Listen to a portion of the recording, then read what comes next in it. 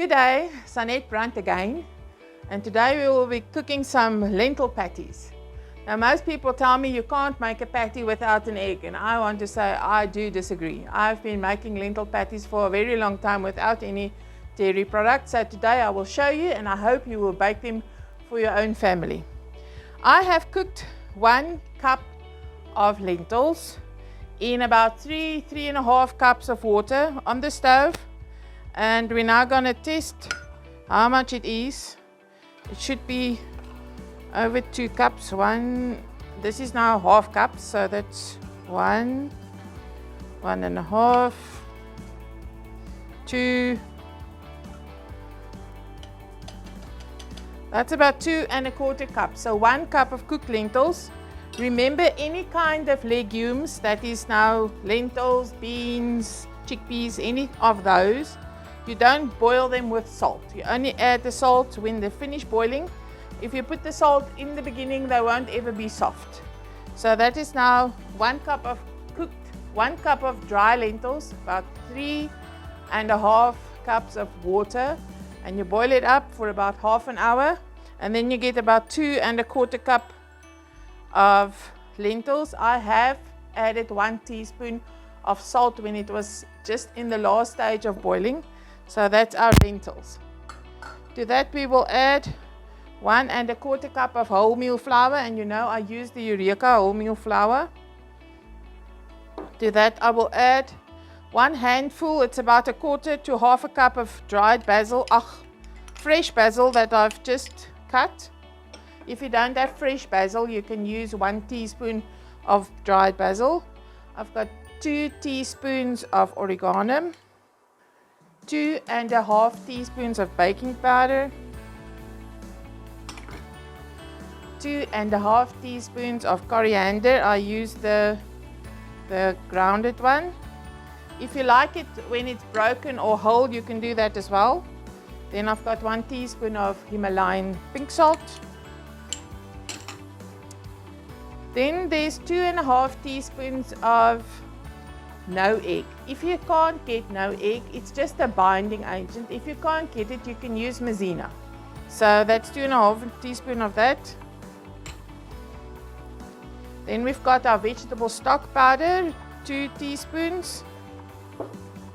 And then I've got 1 medium onion that I've cut into small little blocks. So to all of this, I will add 1/2 cup of soya milk.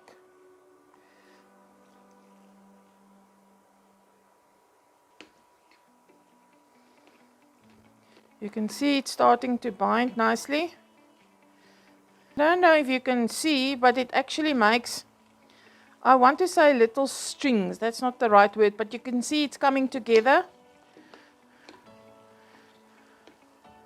Just want to make sure there's no white flour pieces anywhere. It's all well mixed. And now we're ready to put them in the pan. You can put it on the stove in a normal pan, but today I'm going to use the frying pan to do it in. Okay, so our lentil patty mixture is done. I'm just warming up the frying pan, putting a little bit of olive oil in there, making sure the bottom is covered. Okay, so now we're going to start. I just place them one by one.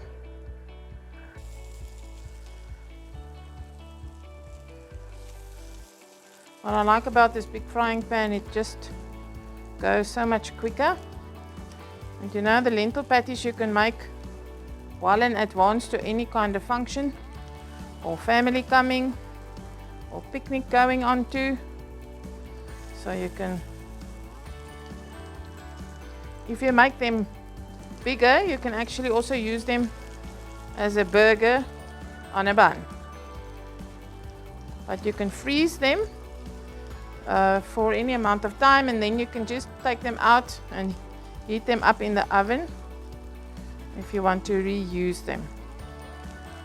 So this is now on a medium-low heat. We don't want our oil to be too hot and to be have cancer-forming agents. If the oil is too hot and they start smoking, you know it's too hot. So there we go. just let them fry on the one side, and then we will turn them around.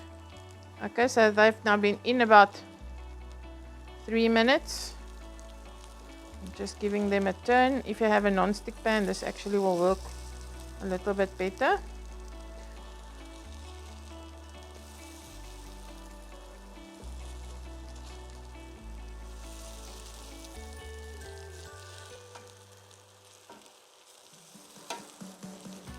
The flavor that's coming out of here is just amazing. You can smell the herbs, the basil, the coriander. So I've seen people pressing this down. Please don't do it. Then you take all the air that we have tried to get in them to make them a nice loose patty. You have taken all that out and make it a very compressed one. So please don't do that. So we leave them on the other side for about 5 minutes. Okay, so our 5 minutes on the other side is done. I'm just going to give them a last flip. Oh, you can see the beautiful green basil. If you don't have basil, you can use something like spring onions too. It's just for a little color and freshness in your patties. I've actually also once put some carrot, largely grated carrot, a little bit, not too much. And yeah, so there we've got half a batch. I'm going to take them out now, and then we will add the other half and cook them all through. So our patties are all done. It was shy of 1 for 2 dozen, but to have 23, and I think you can feed a big family with that, and maybe some for the next picnic you're going on. I really hope you're enjoying them, and have a good day. Bye.